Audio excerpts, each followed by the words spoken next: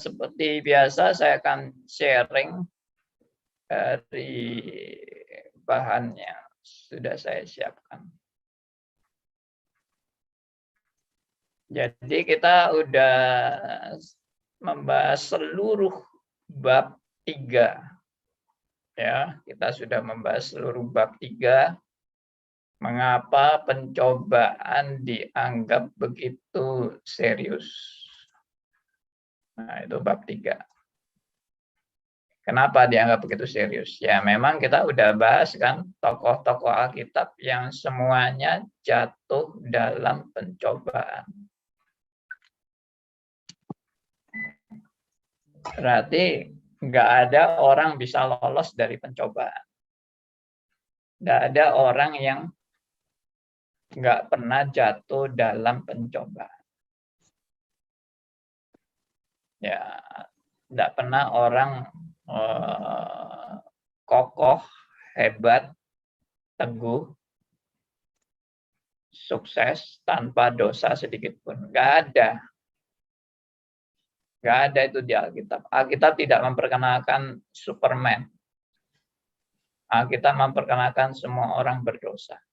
Berarti kalau kita sudah paham ini, ya udah diterapkan untuk zaman ini bagaimana? Ya udah kita ngaku kan.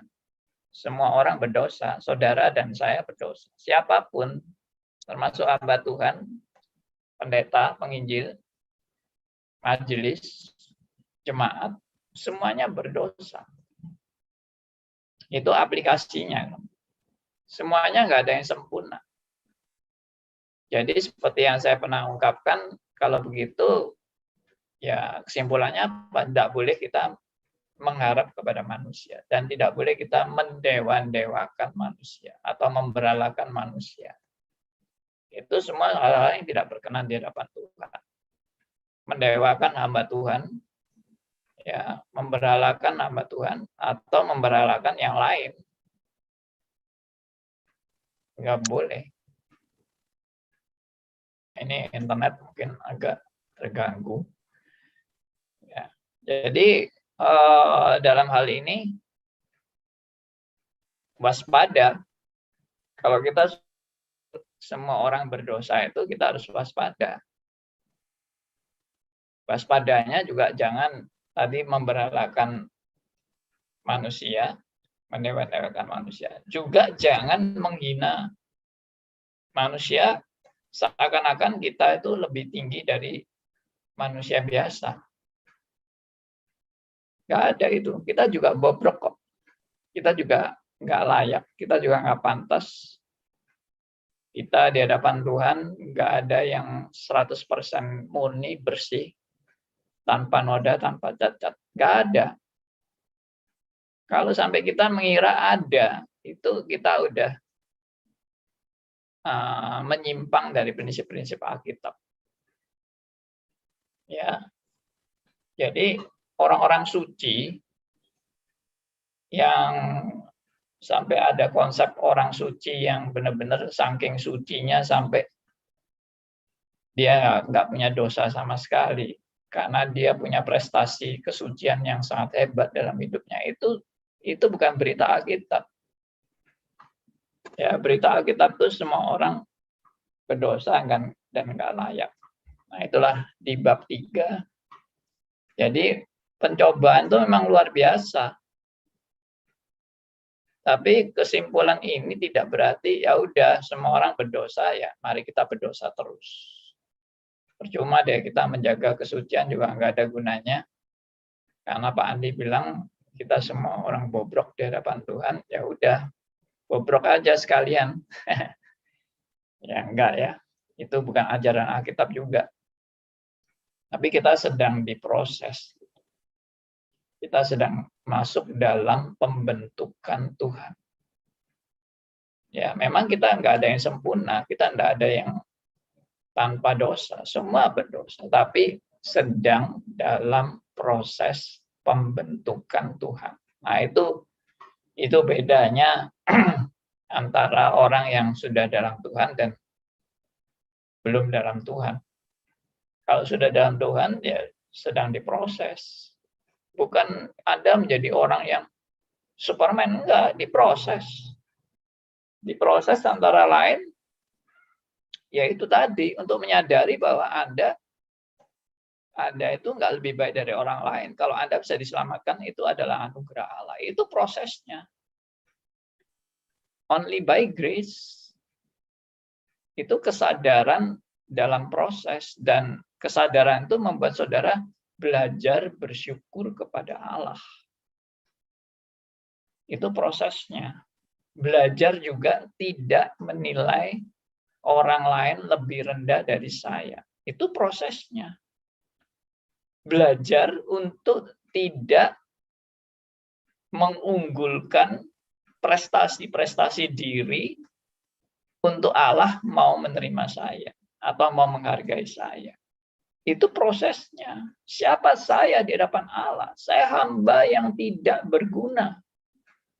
Itu prosesnya. Jadi prosesnya bukan, saya makin hebat, saya makin suci, saya makin bersih, saya makin berjasa di hadapan Tuhan. Itu salah didik kalau seperti itu. Itu Kristen salah didik. Kristen yang benar adalah disadarkan you tidak lebih baik dari orang lain. You tidak lebih pantas dari orang lain. You tidak punya jasa-jasa. Ya, sampai Tuhan tuh hutang jasa kepada Anda. Nggak ada itu rumus kayak gitu.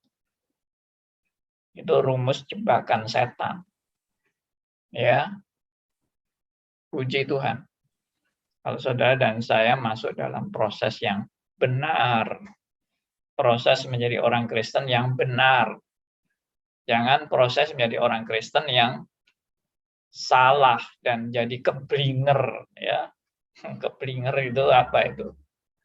Ya, takabur, ya. Sudah jadi Kristen jadi takabur, jadi merasa aku hebat, aku luar biasa, aku berjasa, aku berprestasi, aku hamba Tuhan yang tidak kalah dengan hamba Tuhan yang lain. Itu bahaya. Ya. Itu bahaya besar. Itu jebakan setan. Ya, kalau aku sudah merasa aku lebih hebat dari hamba Tuhan yang lain, aku nggak kalah sama hamba Tuhan sehebat apapun, aku lebih dari Billy Graham, aku lebih dari pendeta Stephen Tong, atau siapa saja. Siapa saja ngomong kalau aku lebih, aku lebih, aku lebih. Paulus bilang apa? Aku lebih berdosa, bukan lebih layak, ya. Bukan lebih pantas, aku lebih berdosa, atau aku yang paling berdosa. Luar biasa, ya. Biar ini menjadi pelajaran bagi saudara dan saya dalam proses pembentukan ini. Ya memang kalau kita sadar seperti ini, rasanya kita nelongso, ya. Nelongso itu, aduh saya ini bukan apa-apa ternyata, ya. Aduh saya ini orang yang nggak layak sama sekali. Aduh, saya ini orang yang patut dibuang dan dibinasakan. Nelongso gitu. Maksudnya, ya aku ini ternyata orang yang patut dibuang dan dibinasakan. Tapi jangan berhenti sampai di nelongso itu, ya. Jangan berhenti sampai di kesadaran ketidaklayakan selesai. Lalu akhirnya nggak mau berbuat apa-apa karena merasa nggak pantas. Nah, itu juga salah. Jebakan iblis lagi. Jadi kesadaran ketidaklayakan jangan membuat Anda dan saya lalu karena merasa nggak layak, ya udah nggak mau berbuat apa-apa buat Tuhan. Karena aku nggak layak kok. Jadi aku nggak perlu berbuat apa-apa. Tuhan tidak memerlukan aku, Tuhan tidak membutuhkan aku. Aku orang yang terbuang, jadi aku ya udah, aku nggak usah berbuat apa-apa. Untuk Tuhan juga nggak usah, karena aku nggak layak. Nah itu salah lagi, jebakan iblis lagi. Jadi kalau gitu reaksinya harusnya bagaimana? Karena aku sadar aku nggak layak dan Tuhan mau menyelamatkan aku, maka reaksi yang seharusnya yang diajarkan Alkitab adalah aku bersyukur. Aku belajar bersyukur kepada Allah. Dan aku mau belajar berbuat yang terbaik untuk kemuliaan Allah. Bukan lalu aku merasa diriku berjasa loh ya. Bukan aku merasa diriku pantas. Enggak, karena anugerah Tuhan semata-mata only by grace. Dan Tuhan itu yang mendorong aku dan memperlengkapi aku untuk aku boleh dipakai bagi pelebaran kerajaan Allah. Demi pelebaran kerajaan Allah. Ya, for the sake of, ya, dalam bahasa Inggrisnya itu demi. Jadi hidupku itu demi. Karena apa? Aku bukan milikku lagi. Aku sudah dibeli. Harganya telah lunas dibayar oleh darah yang mahal, yaitu darah Yesus Kristus yang sudah berkorban untuk saya dan Anda. Ya itulah saudara dan saya. Maka reaksinya adalah pengucapan syukur, bukan reaksinya lalu malas, lalu nggak mau berbuat apa-apa. Orang yang mengucap syukur itu akan belajar berbuat yang terbaik yang dia boleh lakukan untuk dipersembahkan bagi kemuliaan Allah. Sekali lagi, bukan karena merasa dirinya layak, nggak pantas, tapi semua karena anugerah Tuhan. Only by grace, only by grace, only by grace. Makanya saya sangat suka dengan peringatan dari Rasul Paulus di 1 Korintus 15 ayat 10. Ya, itu sangat menggugah dan sangat mengingatkan siapa saya di hadapan Tuhan. Ya, coba kita baca lagi ya. Ayat ini sudah berulang-ulang saya share, tapi nggak apa-apa. Saya share bolak-balik untuk mengingatkan kita bahwa kita ini siapa sih di hadapan Tuhan. Oke, 1 Korintus 15 ayat 10, ada yang mau baca buat kita?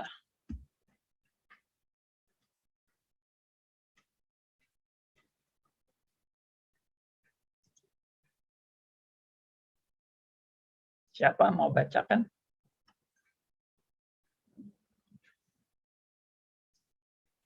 1 Korintus 15 ayat 10. Saya, Pak. Silakan Bu Nita. Tetapi karena kasih karunia Allah, aku adalah sebagaimana aku ada sekarang. Dan kasih karunia yang dianugerahkannya kepadaku tidak sia-sia. Sebaliknya, aku telah bekerja lebih keras daripada mereka semua. Tetapi bukannya aku, melainkan kasih karunia Allah yang menyertai aku. Iya. Saya baca ayat ini mungkin ratusan kali, nggak bosan-bosan. Karena ayat ini itu merupakan refleksi bagi saudara dan saya yang seringkali merasa aku cukup layak di hadapan Tuhan. Merasa aku berjasa di hadapan Tuhan. Merasa aku punya prestasi-prestasi di hadapan bagi Tuhan. Siapa aku itu? Nah, itu refleksinya. Sehingga dengan kalimat ini, aku diingatkan, itu semua karena kasih karunia. Kasih karunia itu apa sih? Pemberian. Pemberian. Dan pemberian itu pemberian apa? Karena jasaku? Enggak, pemberian itu gratis. Yang namanya anugerah Tuhan itu gratis. Bukan karena upahku, bukan karena sebagai upah, karena aku bekerja, aku kerja keras, aku dapat upah. Aku berjasa, aku dikasih penghargaan. No. Semua karena kasih karunia Allah. Tuhan mau kasih kita anugerah itu juga anugerah, bukan upah. Bahkan Tuhan mau kasih kita upah, itu juga anugerah. Bukan karena kita berjasa kepada Tuhan meskipun disebut upah. Karena kerja keras kita. Kerja keras kita ini pun anugerah. Itu Rasul Paulus bilang tuh loh. Tadi ini loh di ayat 10 ini. Aku telah bekerja lebih keras daripada mereka semua. Aku kan yang telah bekerja keras lebih daripada mereka semua, itu kan aku kan. Nah, ini ada kata akunya itu. Nah, aku.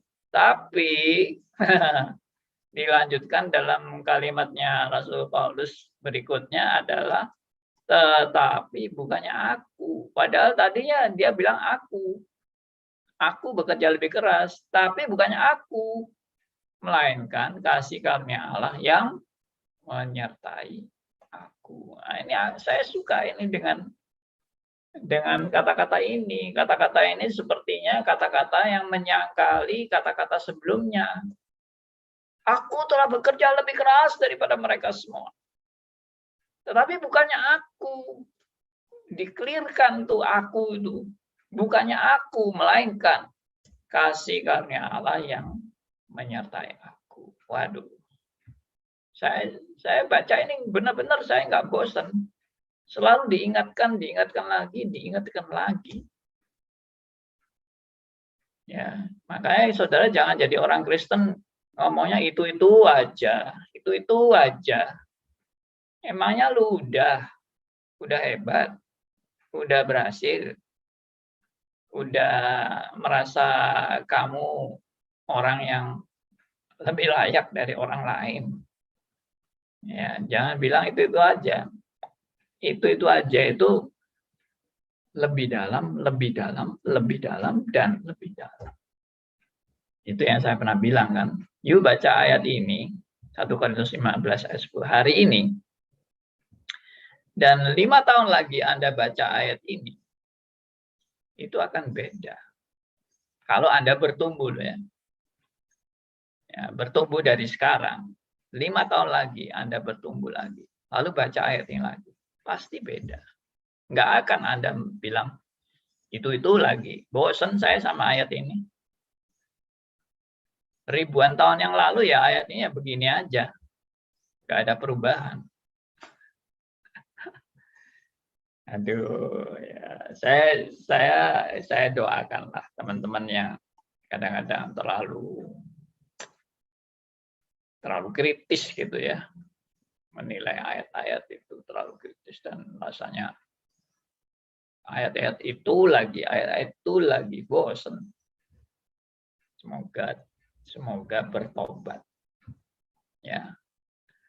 Oke, saya kembali lagi. Jadi dalam hal ini kita ini merespon, tadi kan bicara soal respon ya. Bagaimana meresponi anugerah Allah itu sebagai orang percaya yang menyadari bahwa aku nggak layak, aku nggak pantas, aku orang yang sepatutnya binasa. Maka responnya adalah bersyukur. Karena aku yang nggak layak ini boleh dilayakkan. Aku bersyukur dan aku mau dalam syukurku itu aku mau belajar berbuat yang terbaik. Dan Rasul Paulus bilang aku bekerja lebih keras, tapi itu bukan aku. Aku mau berbuat yang terbaik buat Tuhan itu bukan aku, itu bukan kemampuanku, itu kasih karunia Allah. Kalau Tuhan tidak kasih karunia itu, aku nggak mungkin bisa mengucap syukur kepada Allah. Mengucap syukur kepada Allah aja nggak mampu. Kalau bukan karena kasih karunia Allah. Itu. Anugerah Tuhan yang luar biasa. Ya, saya bersyukur sekali dengan kebenaran-kebenaran yang seperti ini. Oke, itu bab 3, saudara ya. Sekarang kita masuk ke bab 4. Ya, bab 3 tadi kan diakhiri dengan, nah ini saya catat lagi di sini. Diakhiri dengan contoh-contoh. Oh, ini nomor 4 ini. Contoh-contoh lain pencobaan dan kejatuhan dari banyak orang lain seperti Nuh, Lot, Hizkia, Petrus, dan lain-lain. Ya, yang nggak disebut kejatuhannya jangan dikira nggak pernah jatuh. Ya, saya yakin nggak ada orang nggak pernah jatuh. Nggak ada orang nggak ada kelemahan. Nggak ada orang nggak ada dosa. Nggak ada. Semua ada. Tapi bentuk dosanya beda-beda. Bisa beda-beda. Nggak sama. Bentuk kelemahannya juga beda-beda. Nggak sama. Saudara jangan pikir kalau kelemahan ini, itu kelemahan yang amat sangat memalukan. Kalau kelemahan lain, nggak apa-apa, itu kelemahan biasa. Ya. Kelemahan males membaca Alkitab dibandingkan dengan kelemahan orang yang jatuh dalam perzinahan. Perzinahan itu, itu benar-benar itu tidak manusia, itu binatang itu. Ya. Tapi kalau kelemahan males baca Alkitab, nggak apa-apa, itu manusiawi ya. Semua orang memang bisa males baca Alkitab. Tapi jangan berzina, itu binatang itu. Emangnya males baca Alkitab itu lebih layak daripada orang yang berzina. Saya tidak katakan lalu ada semua dosa sama besarnya. Kalau gitu ya sudah, kita malas baca Alkitab sama dengan berzina juga nggak apa-apa. Ya udah berzina aja sekalian. Karena malas baca Alkitab pun juga tidak lebih besar daripada, tidak lebih kecil daripada berzina. Jadi udah sekalian aja berzina. Karena sama-sama dosanya. Yaitu orang yang kembali lagi nggak ngerti kasih karunia Allah. Lalu bermain-main dengan dosa. Nggak ngerti kasih karunia Allah. Kita bisa jatuh. Tapi kita tetap dalam konsep yang terus-menerus diperbarui, disadarkan, diinsyafkan, ditegur, dikoreksi, ya, dengan nilai-nilai paradoks tadi. Oke. Jadi itulah kesimpulan dari bab 3. Nggak ada orang yang benar di hadapan Allah. Nggak ada orang tanpa dosa di hadapan Tuhan. Nggak ada orang yang lebih layak di hadapan Allah. Semua sudah berdosa dan itu juga diakui oleh para nabi-nabi, termasuk Yesaya juga pernah bilang, kita semua kesalahan kita ini semua seperti kain yang kotor di hadapan Allah. Yesaya 64 ayat 6. Ya, saudara kalau mau ingat ayat-ayat yang penting ini, Yesaya 64 ayat 6, Nabi Yesaya pun mengakui bahwa segala kesalehan kami seperti kain kotor di hadapan Allah. Kesalehan, bukan kesalahan. Kalau kesalahan itu ya pasti kain kotor. Kalau kesalehan, kain kotor itu menunjukkan apa? Nggak ada manusia yang layak di hadapan Tuhan. Oke, bersyukur pada Allah untuk kebenaran dasar dari bab 3. Pak Andi. Ya, silakan Bu Willy. Kalau seandainya tadi Pak Andi bilang kesalehan kita seperti kain kotor.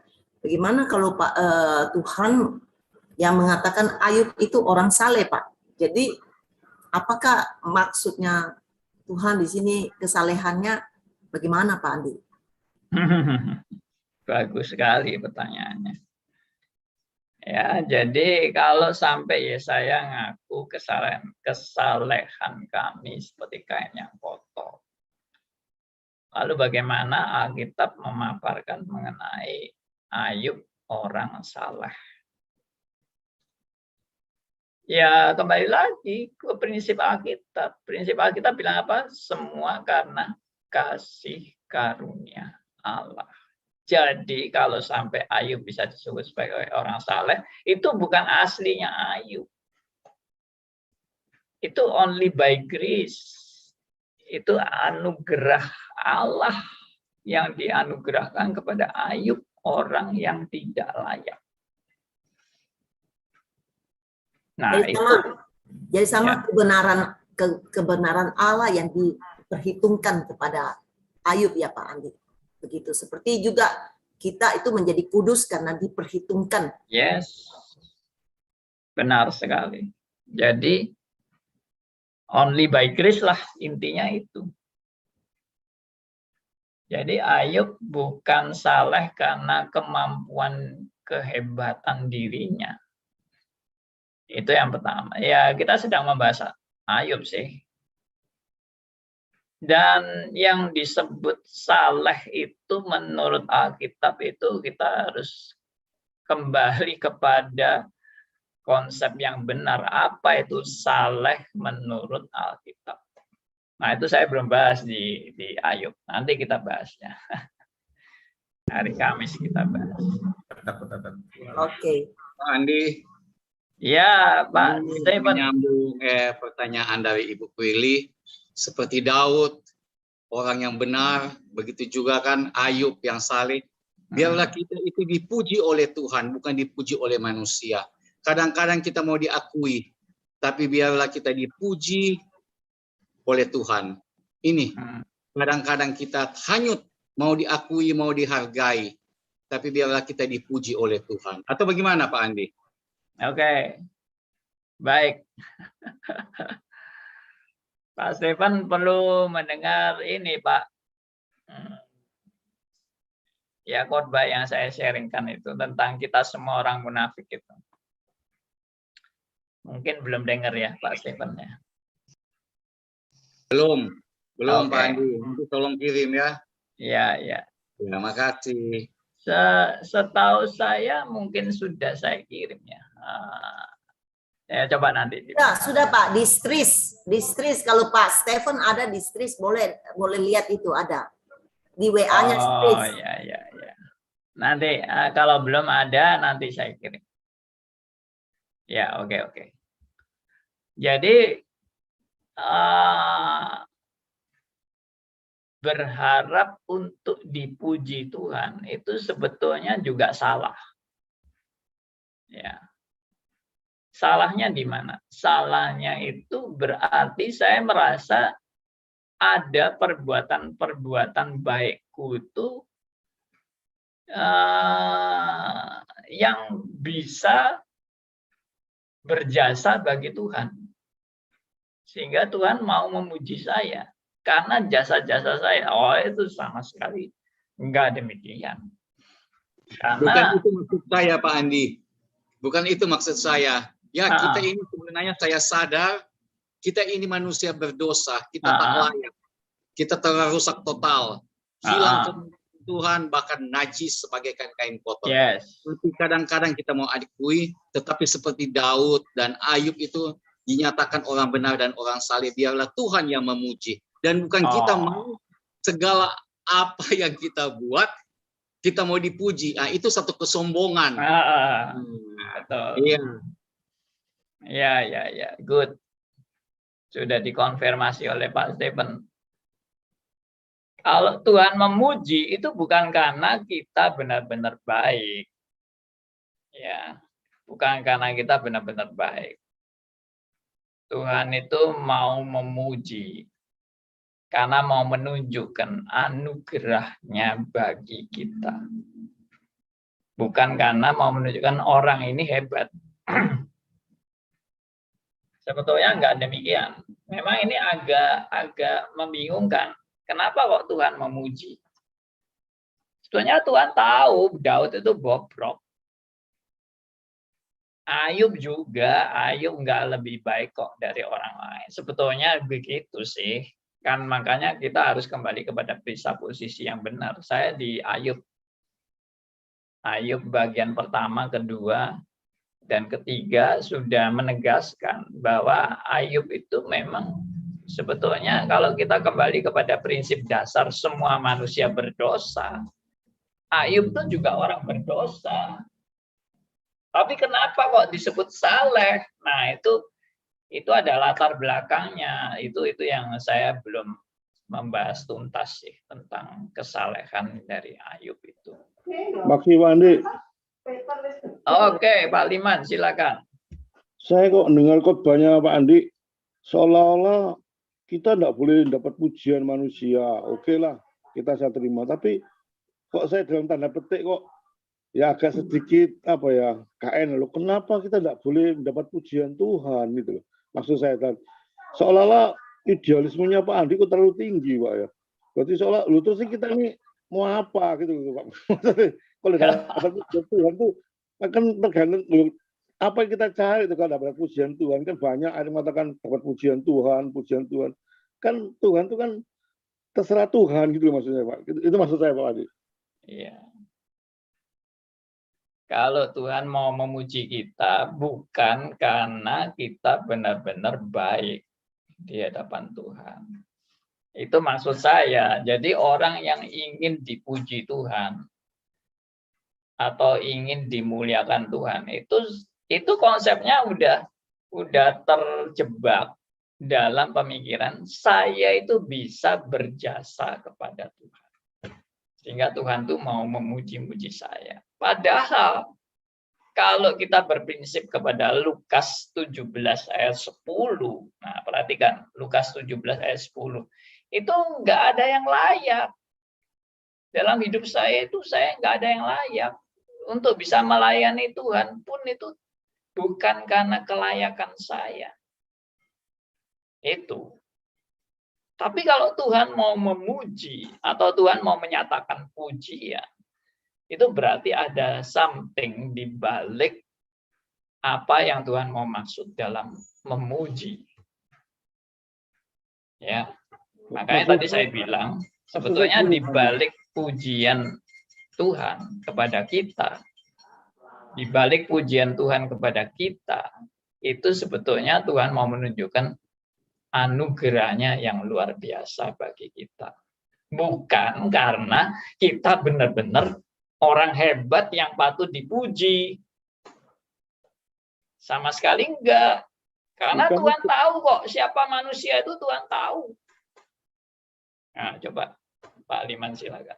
Iya bukan itu maksud saya. Memang semua itu saya sadar Pak, bukan saya gitu loh. Kita tidak ada perbuatan baik apapun sudah sadar. Tapi maksud saya kalau Tuhan muji ngapain kok dilarang gitu loh maksud saya Pak. Kan memang saya betul bukan saya tahu bukan karena saya bukan karena apa. Tapi kalau Tuhan memuji kan nggak apa-apa gitu loh maksud saya Pak Andi. Loh, saya tidak bilang Tuhan kalau memuji itu salah. Yang saya bilang adalah salah kalau kita ingin dipuji Tuhan. Oh, berarti saya salah paham gitu. Kalau aku salah persepsi. Oke, thank you Pak Andi. Oke. Pak Andi, Ya. kadang Tuhan seperti yang tadi Pak Andi bilang, Tuhan memuji kita itu untuk menyatakan anugerahnya. Ya. Dan memang betul Pak, karena kalau Tuhan tidak memuji kita, kita tidak mampu untuk merasa diterima begitu. Dan itu adalah anugerahnya. Dan supaya juga kita sadar siapa diri kita, sehingga kita itu kembali dengan rendah hati gitu. Betul. Itu ya Pak Andi. Tapi kadang-kadang manusia perlu dipukul berapa kali baru sadar. Ya, justru karena aslinya manusia itu kan saya pernah bilang kan, aslinya manusia itu sombong. Aslinya manusia itu enggak rendah hati. Mana ada manusia rendah hati? Enggak ada. Kalau sampai kalau sampai saya bisa tanda petik rendah hati, itu adalah didikan Tuhan atau ajaran Tuhan. Dan yang dimaksud rendah hati itu apa? Yang dimaksud rendah hati itu justru saya menyadari kesombongan saya. Itu rendah hati. Bukan rendah hati itu, oh saya sudah rendah hati, makanya Tuhan mau menghargai saya. No. Rendah hati itu adalah saya menyadari kebobrokan saya menyadari kesombongan saya menyadari ketidaklayakan saya menyadari bahwa saya orang yang seringkali menghakimi orang lain. Itulah Nah, itu yang sebetulnya kesalehan itu mendekati hal itu, kesalehan itu. Kesalehan itu bukan saya tidak berdosa, bukan saya tidak ada iri hati, bukan saya jauh dari cacat celah, bukan saya nggak ada kelemahan, nggak ada kekurangan, bukan, itu bukan kesalehan menurut Alkitab. Ya. Pak Andi, Ya. mau tanya lagi, kalau definisi rendah hati itu Pak ya, kalau definisi kesombongan menurut saya kan apa yang tidak dilakukan tapi kan seolah-olah melakukan Pak. Nah, kalau memang betul Pak ya, ini bicara Pak ya, kalau memang betul orang itu hebat Pak, dia banyak sekali apa melakukan ini itu, apakah orang itu tidak berhak untuk bicara bahwa dia memang bekerja untuk itu Pak, ternyata hasilnya cukup banyak menjadi berkat orang, apakah itu termasuk kesombongan? Karena memang faktanya dia tidak bujuk, tidak nambah, tidak kurangi apa yang diperbuat. Misalnya dia bangun ini, memang kenyataannya dia Pak, bukan mengada-ngada. Apakah itu juga disebut kesombongan Pak?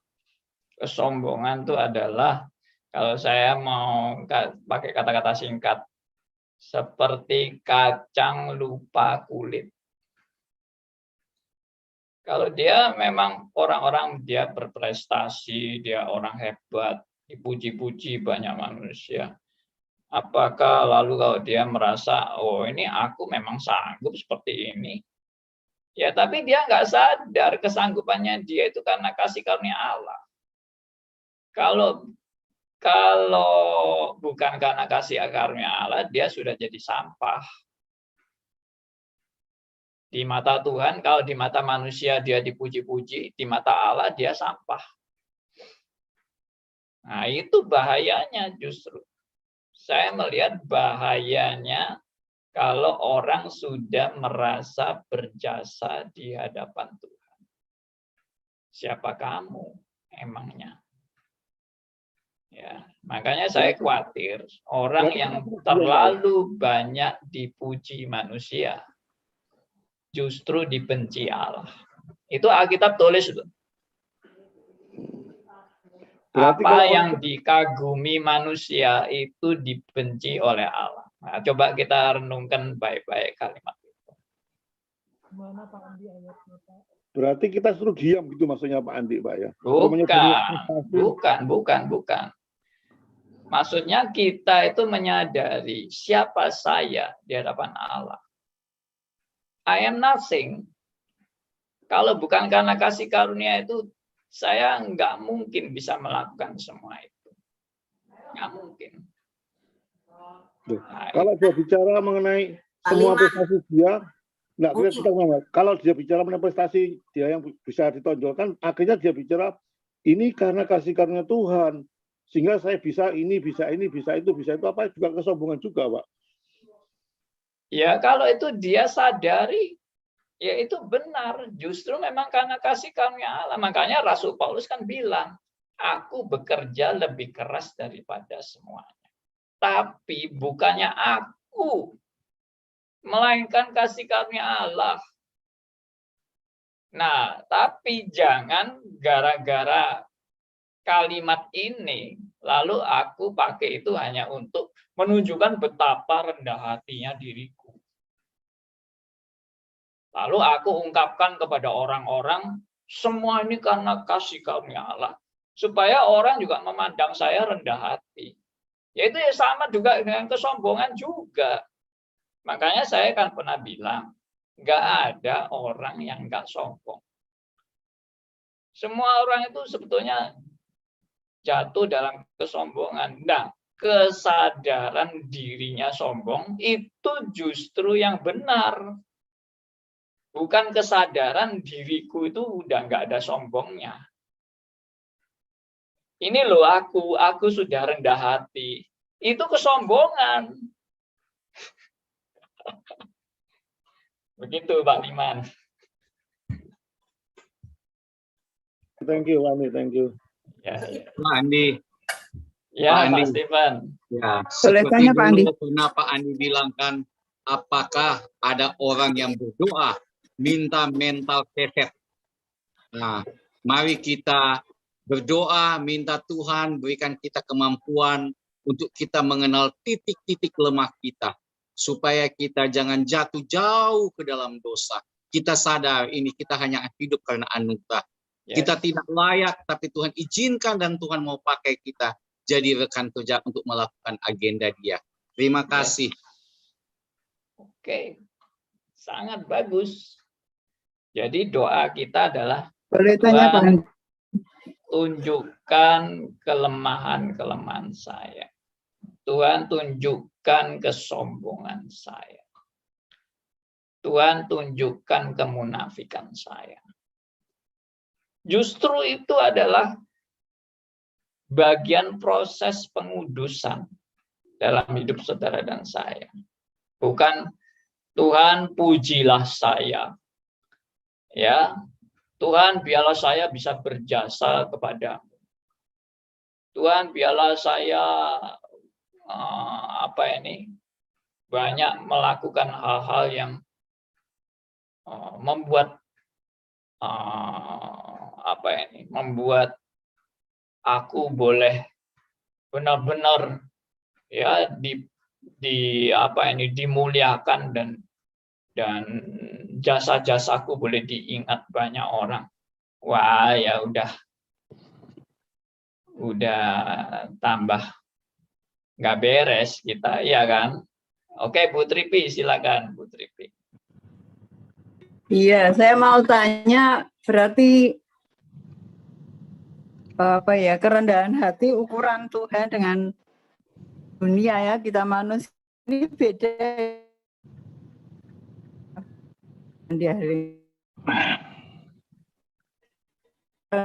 Kok hilang Bu suaranya Bu? Untuk ukuran Tuhan di hadapan Tuhan. Suaranya hilang, tolong diulang. Kerendahan hati. Oh iya.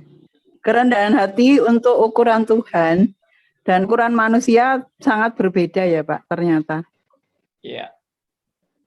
Benar. Halo Pak. Ya Pak Aryo, silakan.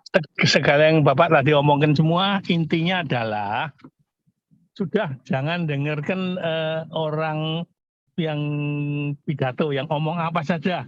Dia bisa molak-malik seperti maksudnya seperti rendah hati, seperti sombong, susah.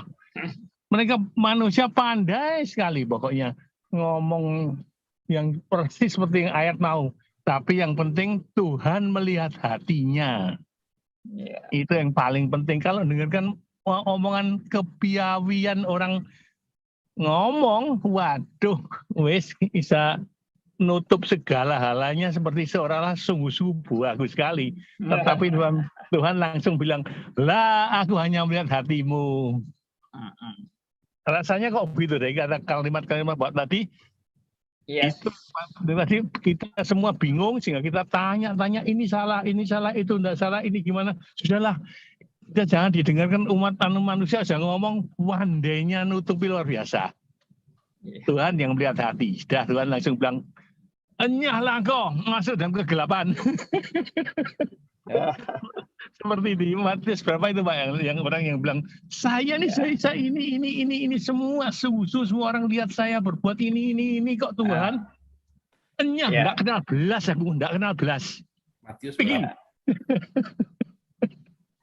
Itu Tuhan lihat hati. Nah itu Pak yang maksudnya Bapak lebih panjang lebar. Sulit sekali Bapak menerangkan Tadi pada Pak siapa Liman, saja. Tadi Pak Liman ada ngomong bahwa tidak bisa memuji orang. Saya rasa bukan hal itu. Kalau kita memuji orang, kita bersyukur karena Tuhan berkarya di dalam dia. Tapi bukan mendewakan orang itu. Yes. Maksudnya saya rasa juga salah kalau kita tidak bisa memuji orang. Kalau kita memuji itu orang, kita melihat bukan karena karya dia, tapi karya Kristus di dalam hidup dia. Sehingga kita mengucap syukur. Tapi kalau kita mendewakan dia, itulah yang tidak bisa gitu. Nah. Maksudnya memang pujian itu hanya bagi Allah. Sedangkan orang yang dipakai Allah itu karena kasih karunia Allah kan.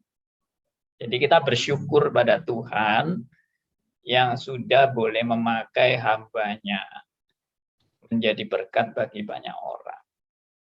Tetap pujian itu hanya bagi Allah. Jadi hormat dan pujian hanya bagi Allah, bukan bagi manusia. Nggak layak. Manusia dipuji itu nggak layak.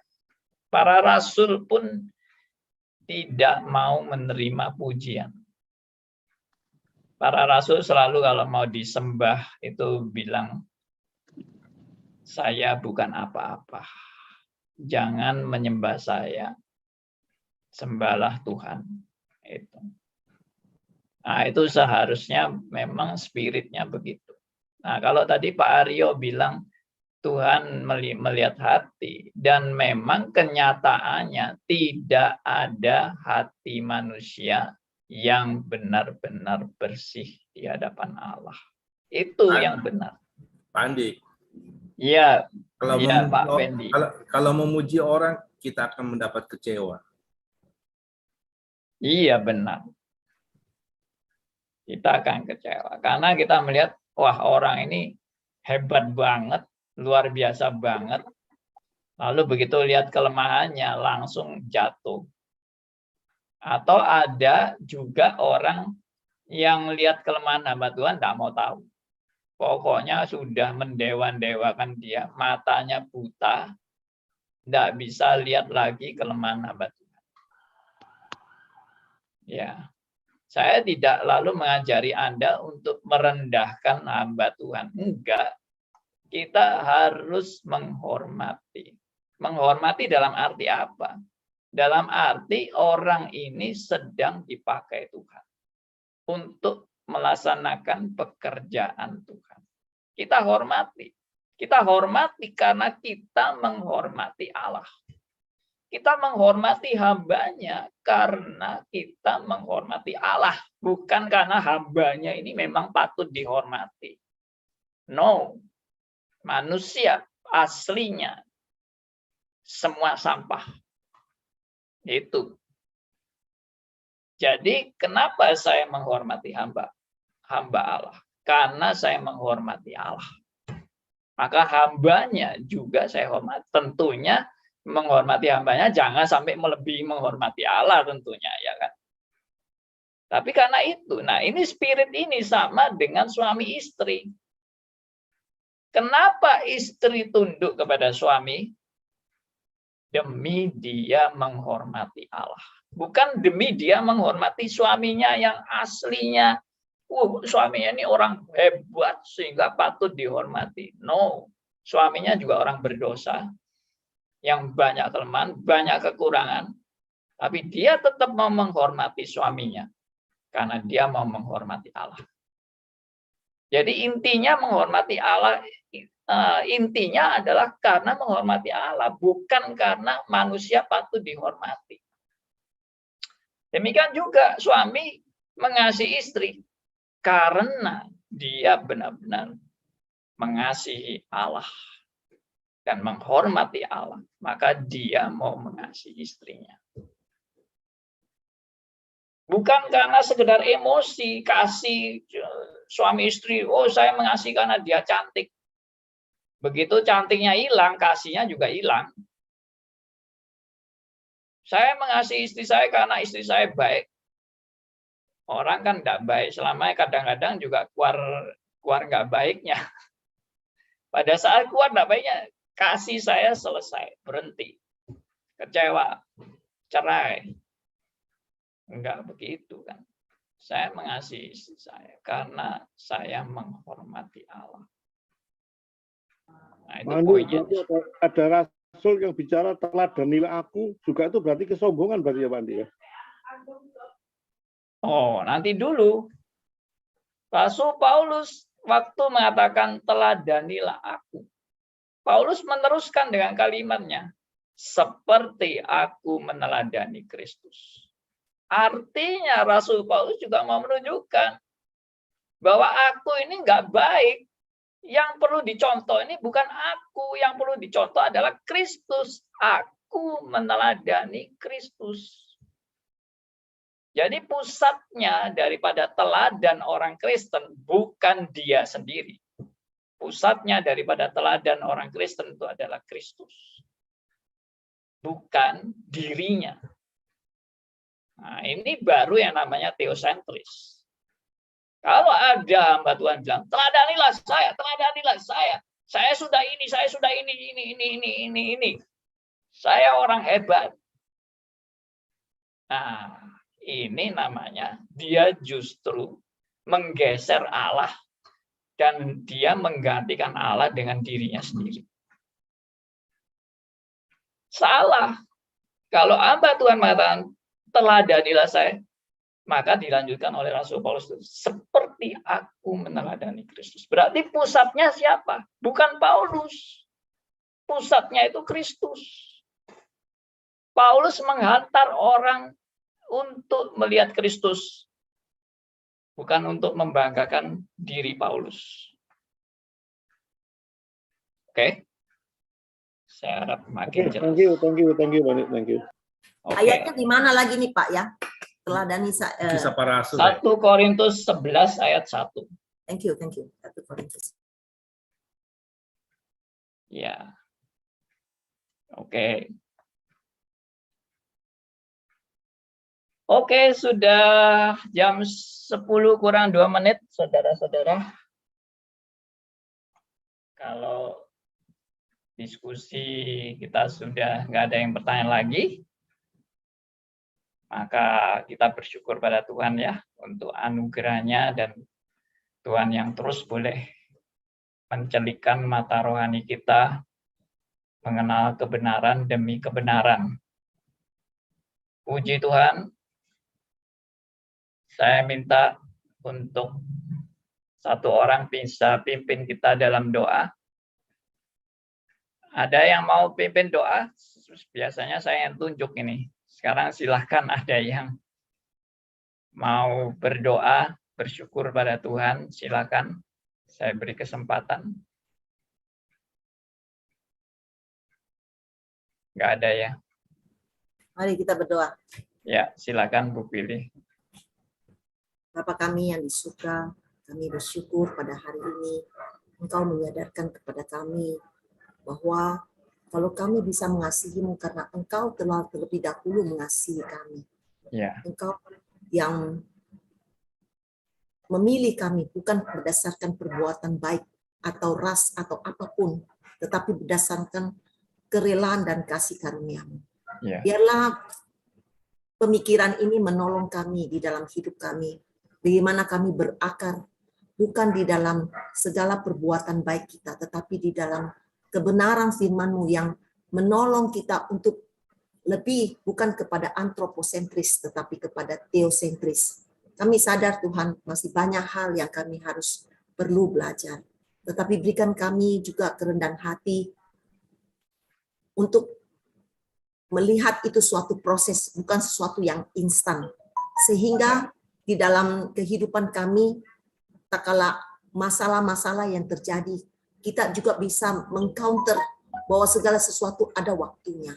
Dan lagi pula Tuhan, kita sadar bahwa di dalam melakukan semuanya itu, seringkali kami tidak mempedulikan teologi waktu daripada Tuhan. Kami ingin semua itu sesuai dengan kehendak kita yang jadi. Tetapi bukan kehendak Tuhan yang jadi di dalam diri kita. Oleh sebab itu, melalui firman-Nya, melalui pembahasan kami ini, biarlah Tuhan juga yang menolong memimpin setiap anak-anak Tuhan kembali kepada kebenaran, untuk Tuhan selalu sadar bahwa di hadapan Tuhan kita ini adalah orang-orang yang sedang diproses, selalu belajar dan tidak maksudnya tidak menjadi bosan untuk Tuhan terus-menerus mau diajar dan mau diperbarui, dan mau juga Tuhan menyatakan kepada Tuhan, ajarlah kami Tuhan, nyatakan apa yang masih tidak benar di dalam hidup kita, sehingga kita juga Tuhan tidak menjadi orang yang tidak tahu bersyukur dan tidak tahu melihat kelimpahan yang Tuhan sudah berikan kepada kita di dalam karya Kristus kepada kami. Kami berdoa untuk juga pembelajaran melalui pendeta Andi. Tuhan tetap pimpin sehingga setiap orang-orang yang Tuhan, kami tahu di dalam masa pandemi ini adalah kesempatan yang bagus untuk kita bisa belajar mengenal Ya. kebenaran itu, mengenal Tuhan yang betul-betul benar. Karena kami tahu bahwa di masa yang semuanya berjalan dengan enak, betapa sendiri sulitnya kami mendapatkan kesempatan seperti yang pada saat ini. Meskipun kita juga tidak menyangkal Tuhan, banyak kekhawatiran hati kita tentang perubahan cuaca, tentang apa yang terjadi lagi dengan semua penyakit-penyakit ini yang tidak pernah berhenti. Tetapi tenangkanlah hati kita untuk percaya bahwa Engkau mengendalikan segala sesuatu. Terima kasih Tuhan, kami bersyukur, berdoa, menyerahkan semuanya ini ke dalam tangan-Mu. Di dalam nama Yesus Tuhan dan Juru Selamat dan Penebus kita yang hidup. Amin. Amin. Oke, terima kasih Bu Willy. Terima kasih buat semua rekan.